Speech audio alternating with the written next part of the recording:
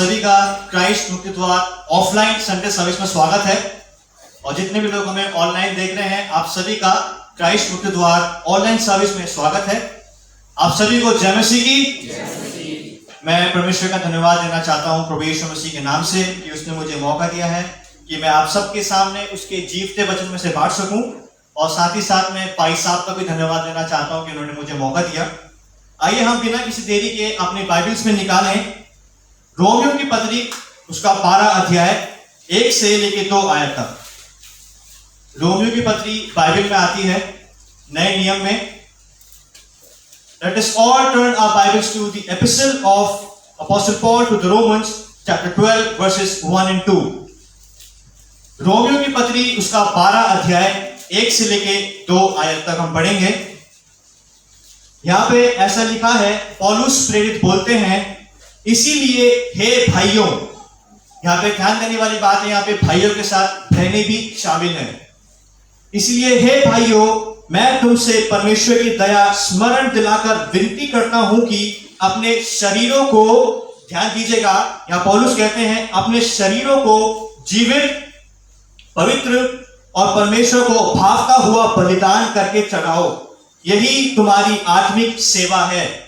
दूसरी आयत में पौलुस कहते हैं, इस संसार के सदृश ना बनो, परंतु तुम्हारे मन के नए हो जाने से तुम्हारा चाल चलन भी बदलता जाए, जिससे तुम परमेश्वर की भली और भावती और सिद्ध इच्छा अनुभव से मालूम करते रहो। हम ये सब जानते हैं कि जो रोमियो की पत्री है वो पौलुस रसूल लिखते हैं।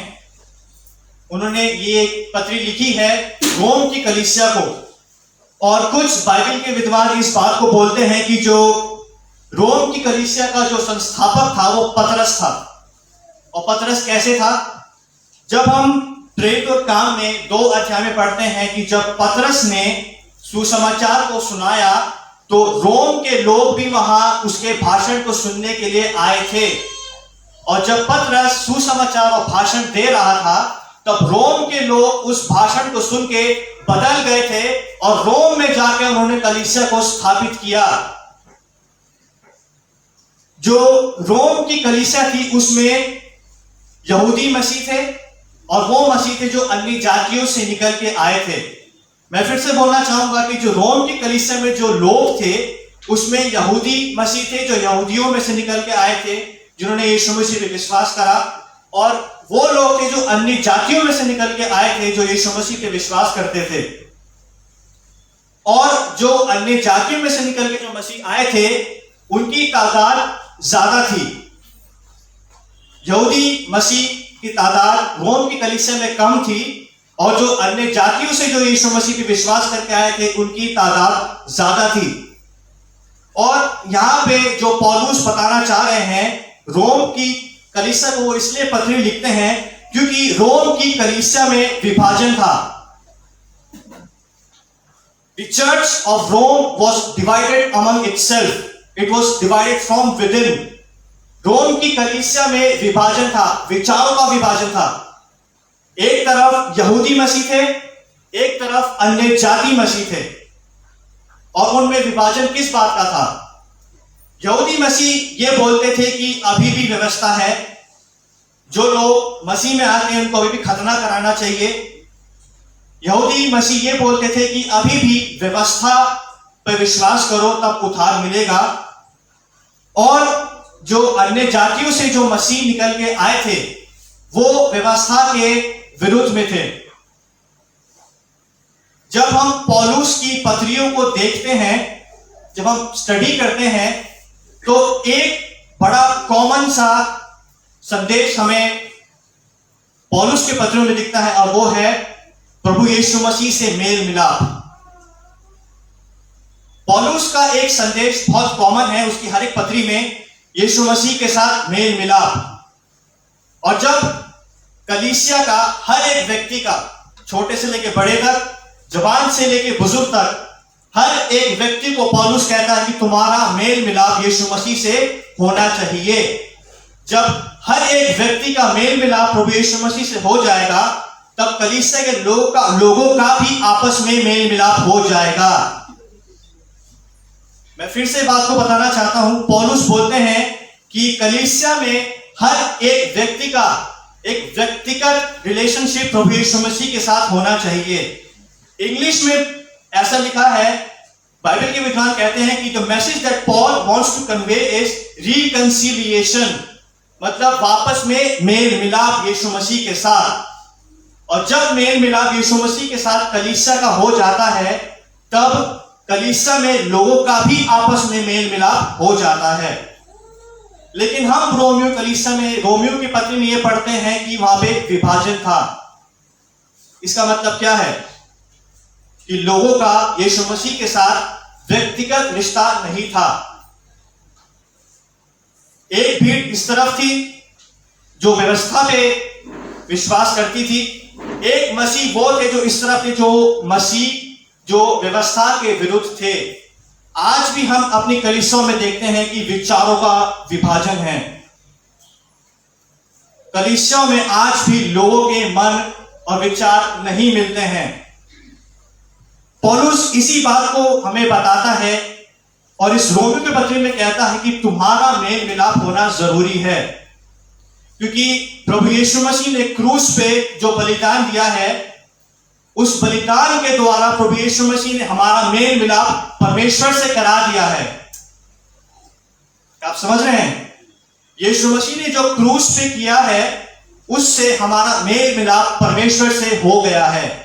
और जब हमारा मेल मिलाप यीशु मसीह से हो जाता है, तब हमारा मेल मिलाप आपस में भी हो जाता है। लेकिन I am very sorry to say, आज हम कलीसिया में देखते हैं कि बहुत लोग विभाजित हैं। कलीसियाओं में आपस में विचार नहीं मिलते हैं। कलीसियाओं में प्रैक्टिकल मसीह व्यवहार नहीं है। कलीसियाओं में लोग अलग अलग शिक्षाएं लेकर, गलत गलत शिक्षाएं लेकर एक साथ रहते हैं। जैसे रोम की कलीसिया में था, कुछ मसीह व्यवस्था पे विश्वास करते थे और कुछ मसीह व्यवस्था के विरुद्ध थे। इन सब पृष्ठभूमि को ध्यान में रखते हुए हमारा आज का टाइटल है जीवन का परिवर्तन।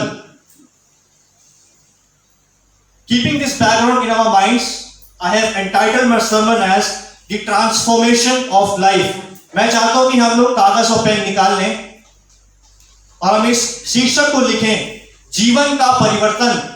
हम इसको ऐसे भी कह सकते हैं, जीवन का रूपांतरण, द ट्रांसफॉर्मेशन ऑफ लाइफ।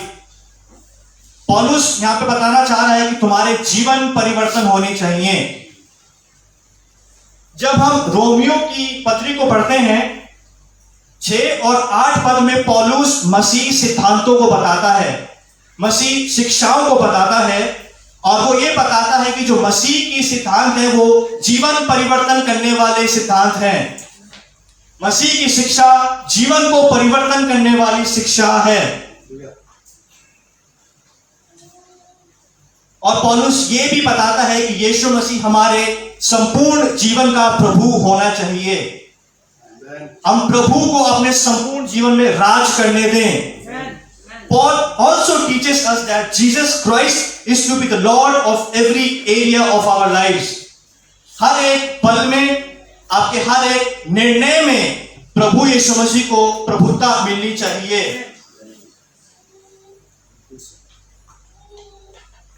और एक बात और पौलुस बोलते हैं कि जो हमारे एक्शंस हैं, जो हमारा बिहेवियर है, जो हमारा चरित्र है, उससे परमेश्वर को प्रसन्नता मिलनी चाहिए। वो इसलिए बोलता है क्योंकि रोम की कलीसिया में लोग के व्यवहारों से प्रभु को प्रसन्नता नहीं मिल रही थी। God was not getting pleased by the behaviors of the Christians at Roman Church. मैं फिर से बताना चाहता हूं ये बात कि पौलुस यहां पे बताना चाह रहे हैं रोम की कलीसिया को कि तुम्हारा जो चरित्र है, तुम्हारा सोचना, उठना, बैठना, उससे परमेश्वर को प्रसन्नता मिले। हमारे जीवन में परिवर्तन होना बहुत जरूरी है, क्योंकि प्रभु चाहता है कि हम लोग बदल जाएं। वो ये नहीं चाहता कि हम जैसे आए थे वैसे ही रहें। बहुत सारे लिबरल क्रिश्चियंस है जो बोलते हैं कि प्रभु एक्सेप्ट करता है। हाँ, प्रभु अपनाता है, लेकिन आपकी पुरानी आदतों को नहीं अपनाता।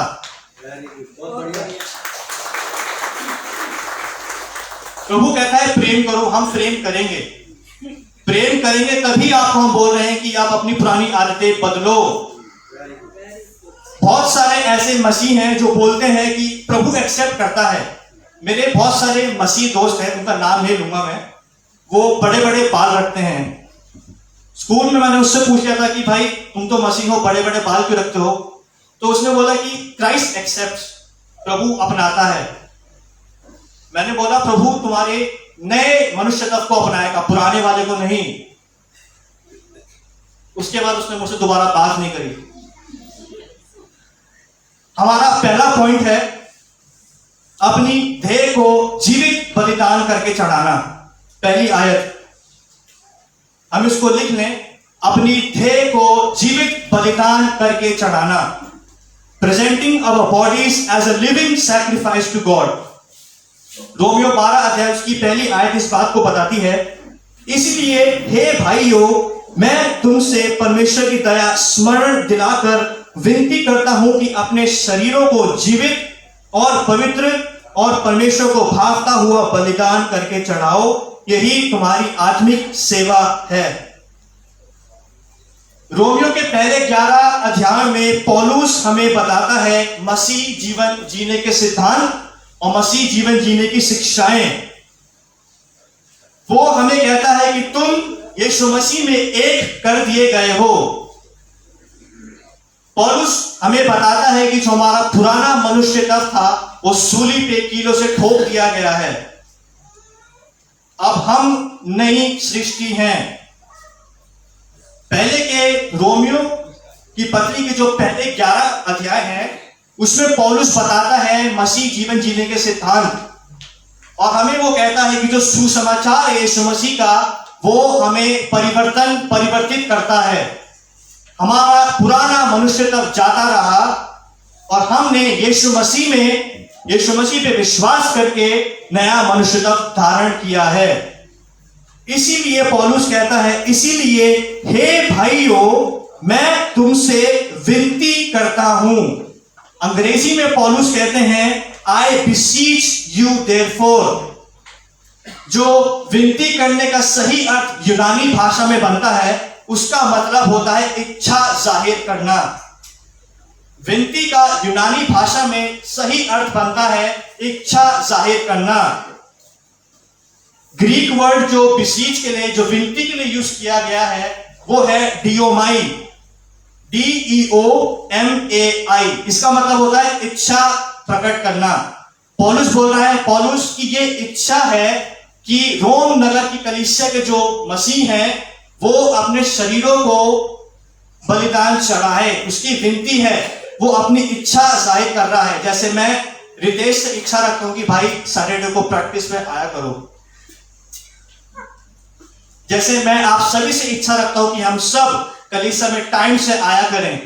ये हमारी ये इच्छा जाहिर कर रहा है। जो लोग अंग्रेजी जानते हैं, मैं इंग्लिश में इसका मतलब बताना चाहता हूं। The meaning of the word beseech means to desire और टू लॉन्ग फॉर। हमारी इच्छा होती है कुछ काम करने के लिए। वैसे ही पौलुस की भी इच्छा यही थी कि तुम अपनी देह को जीवित और पवित्र और परमेश्वर को भावता हुआ बलिदान करके चढ़ाओ। शरीर का मतलब क्या होता है? इब्री भाषा में शरीर को बोला गया है बसर, BASAR, इसको लिख सकते हैं आप। इब्री भाषा में शरीर को कहा गया है बसर, और बसर का मतलब होता है सिर्फ खाल। ये जो हमारे पास मांस है खाल है। लेकिन यूनानी भाषा में जो शरीर का सही अर्थ होता है वो होता है शरीर, जिसके अंदर होता है मन, प्राण, आत्मा, सोचने समझने की इच्छा और शक्ति। शरीर जो यहां पर पौलुस बोल रहा है वो सिर्फ खाली शरीर नहीं है। यहां पे शरीर में आते हैं प्राण, आत्मा, सोचने समझने की शक्ति।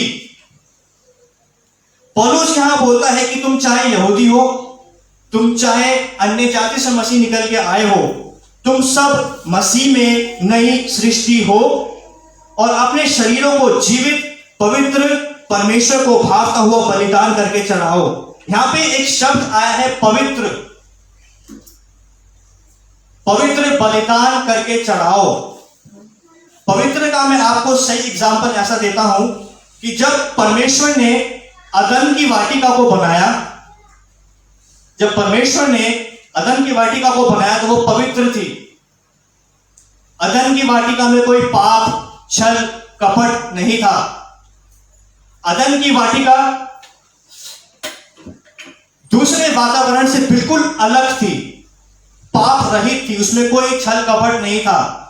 वैसे ही पौलुस कहता है कि तुम भी पवित्र बनो, जैसे अदन में कोई पाप नहीं था, अदन में कोई छल कपट नहीं था, वैसे ही तुम्हारी देह भी छल रहित, पाप रहित बने। और पुराने नियम में जब परमेश्वर को जब बलि दी जाती थी तो ऐसे जानवरों की बलि दी जाती थी जिसमें कोई कलंक ना हो, शुद्ध, पवित्र। और जो बलिदान दिया जाता था वो परमेश्वर के लिए अलग किया करा जाता था। पवित्र का मतलब यही होता है अलग किया जाना। और अदन की वाटिका दूसरे संसार से, दूसरी जगह से बिल्कुल अलग थी, जिसमें परमेश्वर आके चलता था, परमेश्वर उसमें बसता था। वैसे ही पौलुस बोलता है कि तुम भी क्या बनो, पवित्र बनो। अदन की वाटिका में कोई छल कपट नहीं था, कोई धूर्तता चालाकी उसमें नहीं थी। वैसे ही पौलुस बोलता है कि तुम्हारा शरीर भी पवित्र बने, जिसमें कोई छल कपट चालाकी चोरी नहीं है। और पौलुस यहां पे बोलता है कि अपने परमेश्वर को भागता हुआ बलिदान करके चढ़ाओ। इब्री भाषा में बलिदान को बोलते हैं कुर्बान, कुर्बान, कुर्बान, QORBAN, कुर्बान। और कुर्बान का मतलब होता है पास लाई हुई चीज। हिब्रू भाषा में कुर्बानी का मतलब होता है पास लाई हुई चीज। पौलुस बोलता है कि अपने शरीरों को, अपनी देह, मन, प्राण, आत्मा को, अपने सोचने विचारने को परमेश्वर के पास लेके आओ। और जो चीज, ध्यान से सुनिएगा, और जो चीज परमेश्वर के पास लाई जाती है वो परमेश्वर के पास ही रहती है, उससे अलग नहीं होती है। मैं आपको एग्जाम्पल देना चाहूंगा।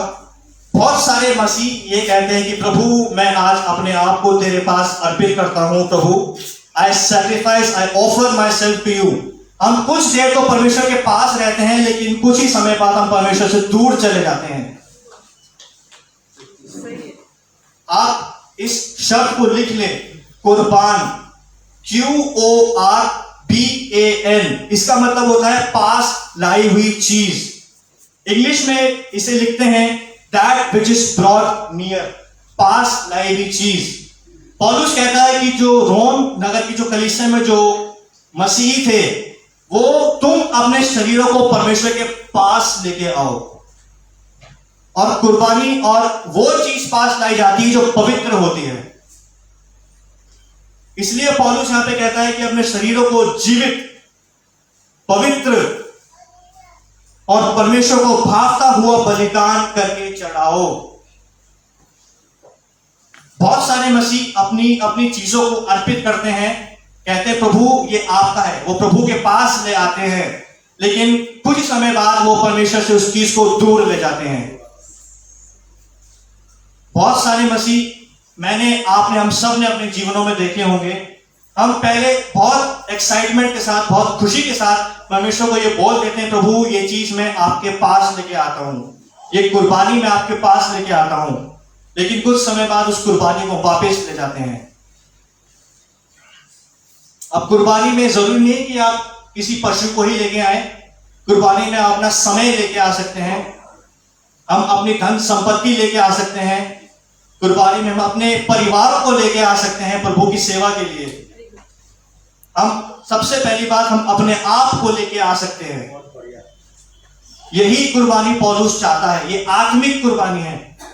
शारीरिक की बात नहीं कर रहा है वो कि आप कोई पशु लेके आए, यहां पे दोनों चीज है। और पौलुस किस शरीर को बलिदान करते हुए चढ़ाने की बात कर रहा है? वो शरीर जो पुराना है, जिसमें छल कपट चोरी चलाकी बैक बाइटिंग है, नहीं। प्रभु को निष्कलंक सैक्रिफाइस चाहिए, उसको निष्कलंक बलिदान चाहिए। प्रभु पौलुस ये चाहता है कि हमने जो नया मनुष्य का धारण किया है प्रभु यीशु मसीह में, हम उसको कुर्बान करें प्रभु यीशु मसीह के सामने, जो पाप रहित है, जो चालाकी रहित है, जिसमें कोई छल कपट नहीं है। वैसा शरीर आज प्रभु को चाहिए। और पौलुस भी हमें कहता है, ये बात जो है ये पौलुस ने रोम की कलीसिया के लिए लिखी थी। हमें इस बात का सिर्फ पालन करना है। पूरी बाइबल जो लिखी गई थी वो उस समय के लोगों के लिए लिखी गई थी, लेकिन ये बात आज हमारे जीवन में भी लागू होती है। हम जिस शरीर को जीवित हुआ बलिदान चढ़ाएं, उसे निष्कलंक होना चाहिए। पौलुस रोम की कलीसिया को यह बोलता है कि परमेश्वर की दया के कारण मसीह ने हमारे खातिर अपनी देह को बलिदान कर दिया। और जब प्रभु यीशु मसीह ने क्रूस पर अपनी देह को बलिदान करा, तो उसने हमारे पुराने मनुष्यत्व को भी कीलों से ठोक दिया क्रूस पर। और यीशु मसीह पे विश्वास करके हम नया मनुष्यत्व धारण करते हैं। पौलुस बोलता है कि यही तुम्हारी आत्मिक सेवा है। अगर आप सेवा करना चाहते हैं तो ये सेवा कीजिए, अपने शरीरों को बलिदान करके चढ़ाएं।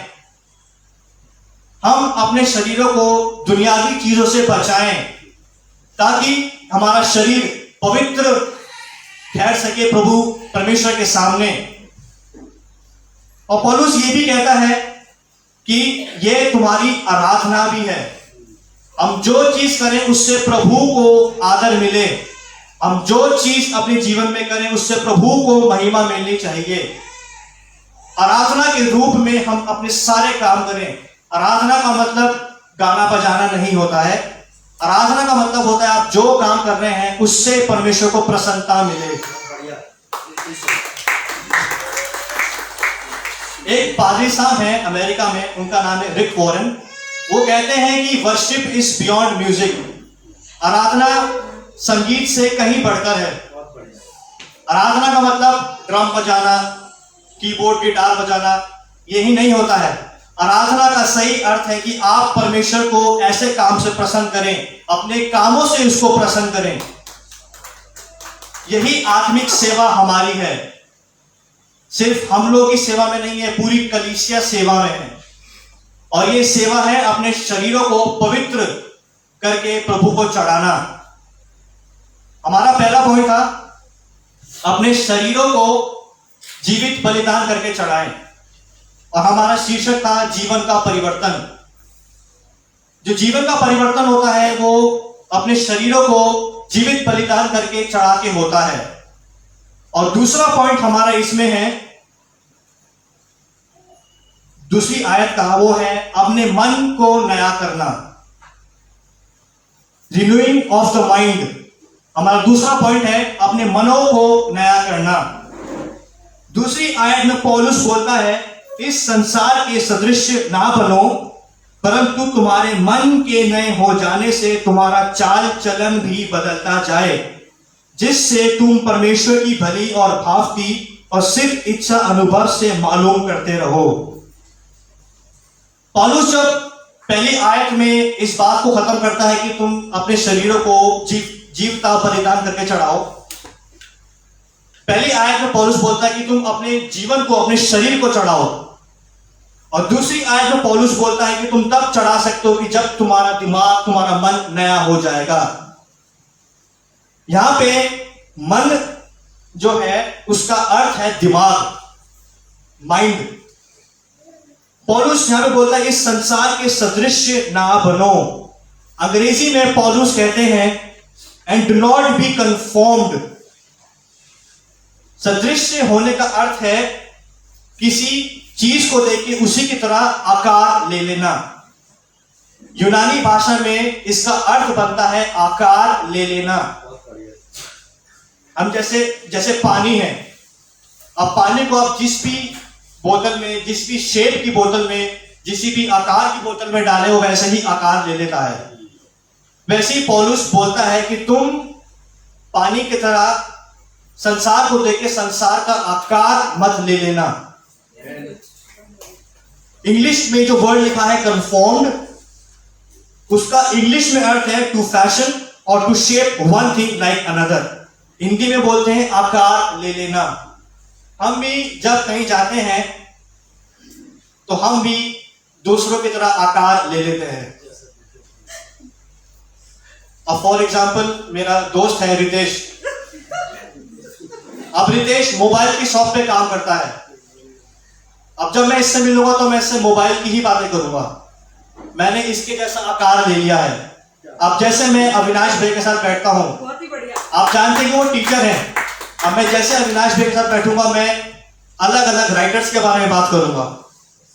अब जैसे एंथनी भैया हैं, आप जानते हैं कि एंथनी भैया ट्रांसपोर्टेशन का काम करते हैं। अब मैं जैसे एंथनी भैया के साथ मिलूंगा मैं वैसे ही उनके साथ गाड़ियों की बातें करूंगा। आप समझ रहे हैं? मैंने तीनों व्यक्तियों के साथ अलग अलग रूप से आकार बदला। अब मैं किसी कारपेंटर के पास जाऊंगा, मैं उससे लकड़ी ही की बात करूंगा। आकार ले लेना इसको बोलते हैं। पौलुस कहता है कि इस संसार के सदृश ना बनो। पौलुस इसलिए बोलता है कि इस संसार में शैतान की शक्तियां, ताकतें तेजी से काम करती हैं। शैतान जैसा संसार में चल रहा है वैसा कलीसिया में ना हो, इसीलिए पौलुस बोलता है कि इस संसार के सदृश ना बनना। जैसा संसार में चल रहा है वैसा कलीसिया में ना हो। संसार की तरह मत बनना। और मैं बहुत फ्रैंकली आज बात करूंगा आपसे। संसार में होमोसेक्सुअलिटी को एक्सेप्ट किया जाता है। मतलब आदमी और आदमी एक साथ शादी करें, औरतें शादी करें। अमेरिका में बहुत बड़े बड़े कलीसिया हैं, वहां पे भी इस चीज को अपनाया जाता है। Churches in today's day and as are accepting same sex marriage. जैसा संसार में हो रहा है आज वैसे ही कलीसिया में हो रहा है। आराधना, worship has just become a mere performance. आराधना लोग ऐसे करते हैं जैसे कॉन्सर्ट चल रहा हो कलीसियाओं में। आराधना नहीं रही। एक पॉप स्टार है अमेरिका में, उसका नाम है जस्टिन बीबर। बहुत सारे जवान जानते होंगे जस्टिन बीबर के बारे में। तो जस्टिन बीबर जो है वो अपने गाने भी गाता है और कलीसिया में यीशु मसीह के गाने भी गाता है और कलीसिया उसे एक्सेप्ट करती है। और एक भाई साहब हैं, वो बहुत बदनाम है क्योंकि वो गलत चीजों पे उंगली उठाते हैं। उन्होंने बोला कि भाई साहब इस चर्च में जस्टिन बीबर आ रहा है, आप इसको रोकते क्यों नहीं? तो जिन भाई साहब के चर्च में जस्टिन बीबर आता है वो बोले हम तो प्रेम करते हैं। तो जिन भाई साहब ने उंगली उठाई जस्टिन बीबर पे, उन्होंने बोला अगर आप प्रेम करते होते ना तो आज जस्टिन बीबर अपने गाने नहीं गा रहा होता, वो कलीसिया में गा रहा होता। कलीसियाओं में ये चीज बहुत तेजी से फैल रही है। भाई साहब एक बात बोलते हैं कि जब कलीसिया में यीशु मसीह नहीं रहता तब दूसरी चीजें आ जाती हैं। जब यीशु मसीह कलीसिया में नहीं रहता है तो कलीसिया संसार का आकार ले लेती है। संसार के जवानों को अट्रैक्ट करने के लिए क्रिश्चियन बैंड्स मेटल गाने बनाते हैं, रॉक गाने बनाते हैं, पंक गाने बनाते हैं। मैंने बहुत सारे मसीह जवानों को देखा है पब में गाते हुए, कैफेज में गाते हुए, और संडे को वो आराधना करते हैं। मैंने बहुत सारे मसीह गीतकारों को देखा है दूसरे गाने गाते हुए और कलीसिया में प्रभु की आराधना करते हुए। जब कलीसिया संसार को अट्रैक्ट करने में फेल हो जाती है तो वो संसार का ही आकार ले लेती है। इसलिए पौलुस कहता है कि संसार के सदृश ना बनो। इस संसार में शैतान के अनुयायी हैं, शैतान को फॉलो करते हैं, और पौलुस कहता है कि कलीसिया उनके जैसी ना बन जाए। इसलिए पौलुस कहता है कि इस संसार के सदृश ना बनो। पौलुस यहां पे विनती नहीं कर रहा है। पहले आयत में पौलुस विनती करता है, लेकिन दूसरी आयत में पौलुस आज्ञा देता है। यहां पौलुस कहता है इस संसार के सदृश ना बनो। पौलुस रोम की कलीसिया को यह बताना चाह रहा है कि शैतान अविश्वासियों पर अधिकार रखता है। जो लोग मसीह नहीं होते, शैतान उन पर अधिकार रखता है, उनको चलाता है। हम जो मसीह में नए बना दिए गए हैं, हम शैतान के अनुयायियों का सहयोग ना दें, उनको प्रमोट ना करें, उनके समान ना बने। पौलुस ये बताना चाह रहा है। पौलुस, मैं फिर से बताना चाहता हूं कि पौलुस विनती नहीं कर रहा, पौलुस आज्ञा दे रहा है, क्योंकि पौलुस यीशु मसीह के द्वारा नियुक्त किया गया है प्रेरित। पौलुस वो कोई आम इंसान नहीं है। फिर पौलुस कहता है कि आगे पौलुस बोलते हैं कि तुम्हारे मन के नए हो जाने से। मन का मतलब हृदय नहीं, मन का मतलब होता है दिमाग, माइंड। अंग्रेजी में पौलुस कहते हैं कि बट बी ट्रांसफॉर्म्ड। ट्रांसफॉर्म्ड का मतलब होता है चेंज, कन्वर्ट, किसी चीज में बदल जाना, पुराने से नए में बदल जाना। पौलुस कहता है कि तुम्हारा जो मन है ना, मन का जो यूनानी भाषा में सही अर्थ बनता है वो है सोचना, समझना, देखना, किसी चीज के बारे में प्लान करना, युक्तियां करना। इंग्लिश में इसका अर्थ बनता है the seat of reflective consciousness, compromising the faculties of perception and understanding, feeling, judging, determining, knowing। दिमाग का सही अर्थ जो पौलुस बताना चाह रहे हैं, उसका मतलब है किसी के बारे में सोचना, फीलिंग्स, हमारे विचार इस दिमाग में आते हैं, युक्तियां, प्लानिंग्स जो हम अपने घरों के लिए करते हैं वो दिमाग से करते हैं। इसलिए पौलुस कहता है कि तुम्हारा जब तुम्हारा नया हो जाएगा, तब तुम अपने शरीरों को जीवता बलिदान करके चढ़ा सकते हो। हमारे मन के नए हो जाने से हमारी इच्छाएं भी नई हो जाती हैं। हमारे मन के नए हो जाने से हमारा देखना भी नया हो जाता है। हमारे मन के नए हो जाने से हमारी अंडरस्टैंडिंग भी नई हो जाती है। पौलुस यहां पर रोम नगर की कलीसिया से कहते हैं कि हमारी बुद्धि के नए हो जाने से हम नए बन जाते हैं। अब इसको लिख लें, हमारी बुद्धि या दिमाग से ही हमारे पुराने मनुष्यत्व की सारी पापी विचारधाराएं और इच्छाएं उत्पन्न होती हैं। जब हमारा मन नया नहीं होता है, तब सारी गड़बड़े, सारी बुरी इच्छाएं, बुरी कल्पनाएं यहीं से स्टार्ट होती हैं। इसलिए पौलुस इफिसियों के 6 अध्याय में कहते हैं कि उद्धार का टोप पहन लो। उद्धार का टोप वो इसलिए पहन लो कहते हैं क्योंकि दिमाग की वो चीज है जहां पे सारे बुरे ख्यालात आते हैं, जहां पे सारे गंदी बातें आती हैं। और पौलुस ने जानबूझ के कहा था कि तुम उद्धार के टोप को पहन लो, क्योंकि उसको पता था कि हम कमजोर हैं, हम गलती करते हैं, पाप करते हैं। इसलिए पौलुस यहां पे कहते हैं कि तुम्हारे मन के नए हो जाने से तुम्हारे चाल चलन भी बदल जाएं, जिससे तुम परमेश्वर की भली और भावती और सिद्ध इच्छा अनुभव से मालूम करते रहो। पौलुस यहां पे आगे कहते हैं कि जिससे तुम्हारे मन के नहीं हो जाने से तुम परमेश्वर की भली भावती और सिद्ध इच्छा अनुभव से मालूम करते रहो। यहां पौलुस का मतलब है कि जब हमारी बुद्धि नई हो जाती है, परिवर्तित हो जाती है, तो हर एक स्थिति में हम परमेश्वर की इच्छा को जान सकते हैं।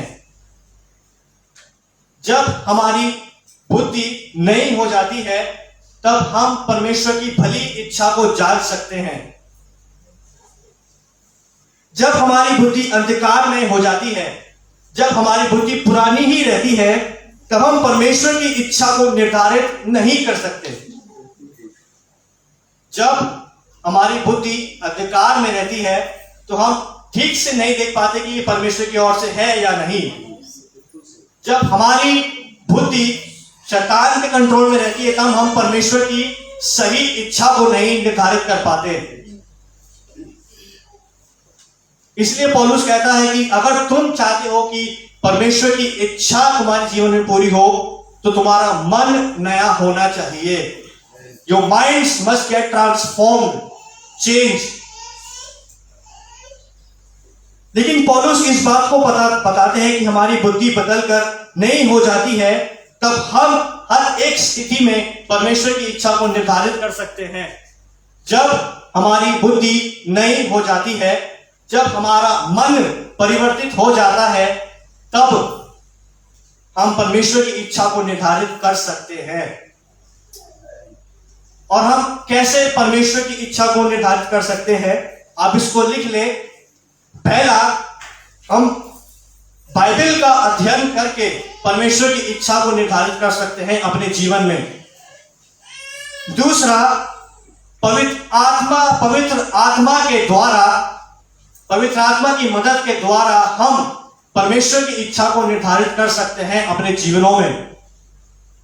और तीसरा, जिन मसीहों के साथ हम रहते हैं, जैसे हम यहां पे मसीह हैं, सब मसीहों की मदद के द्वारा भी हम परमेश्वर की इच्छा को निर्धारित कर सकते हैं।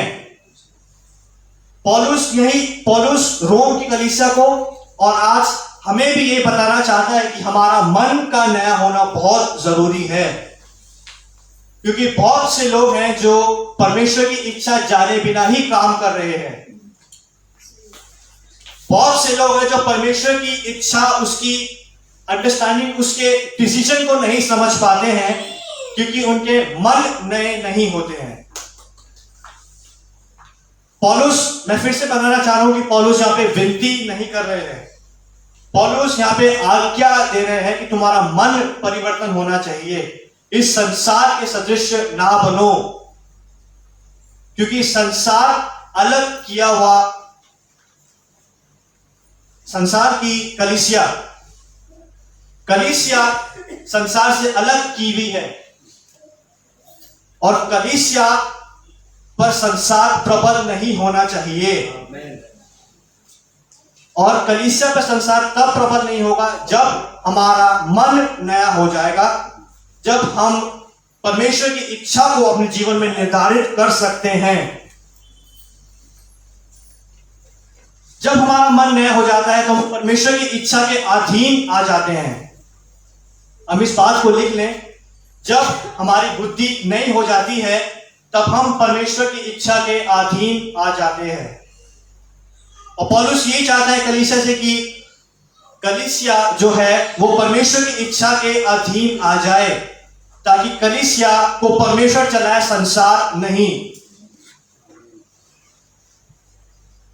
आज चर्च को, आज कलीसिया को ये चीजें फॉलो करने की आवश्यकता है। हमारा जो शीर्षक था वो था जीवन का परिवर्तन होना या जीवन का रूपांतरण, द ट्रांसफॉर्मेशन ऑफ लाइफ। हमने पहला पॉइंट देखा कि अपने शरीरों को जीविता बलिदान करके चढ़ाओ। हमारा जीवन तब परिवर्तित होगा जब हमारा मन परिवर्तित होगा, और हमारी बुद्धि का नया होना बहुत जरूरी है। क्योंकि जब हमारी बुद्धि नहीं हो जाएगी तब हमारी सोच भी नहीं हो जाएगी, हमारी इच्छाएं नहीं हो जाएंगी, हमारे समझने की चीजें पवित्र और नहीं हो जाएंगी। और ये तभी होगा कि जब हम बाइबल का अध्ययन करेंगे, हम पवित्र आत्मा की मदद सहायता को मांगेंगे, और जब हम मसीहों के बीच में रहेंगे। मैंने बहुत से क्रिश्चियंस को देखा है कि वो उन लोगों के पास जाते हैं जो मसीह नहीं होते, उनकी सलाहें लेने जाते हैं। क्या मसीह जगत में अच्छी सलाह देने वाले नहीं हैं? क्या मसीह जगत में अच्छी एडवाइस देने वाले नहीं हैं? तो हम क्यों मसीहों के पास नहीं जाते? अगर आप परमेश्वर की इच्छा जानना चाहते हैं तो मसीहों के पास जाइए, क्योंकि मसीह हमेशा वचन के बाहर बात कभी नहीं करेगा, और पवित्र आत्मा हर मसीह के साथ रहता है, और पवित्र आत्मा मदद करता है कि हम परमेश्वर की इच्छा के अधीन आ जाएं। आज कलीसिया को ये आवश्यक है कि हम अपने मनों को नया करें और अपने शरीरों को जीवता बलिदान करके चढ़ाएं, क्योंकि संसार आज कलीसिया में हावी हो रहा है। बहुत सारी कलीसिया बाहर है जहां पे संसार की चीजें एक्सेप्ट करी जाती हैं। होमोसेक्सुअलिटी आज कलीसिया में एक्सेप्ट करी जाती है। दूसरे गाने आज कलीसिया में एक्सेप्ट किए जाते हैं। संसार का पहनावा, संसार का रंग रूप आज कलीसिया में हावी हो रहा है। क्यों? क्योंकि कलीसिया इस चीज पे ध्यान नहीं देती है। आज हम सबको अपने मनों को नया करने की आवश्यकता है। और जितने लोग मुझे ऑनलाइन देख रहे हैं, मैं आपको यही सजेस्ट करूंगा कि हम सब पवित्र आत्मा के कंट्रोल में रहें, ताकि हम परमेश्वर की इच्छा के अधीन हो जाएं। आइए हम सब प्रार्थना करेंगे। हम सब अपने अपने सरों को झुकाएं, और मैं चाहता हूं कि हम सब अपने अपने स्थानों पे खड़े हो जाएं। मैं रिक्वेस्ट करूंगा वर्शिप टीम से कि वो सामने आ जाएं।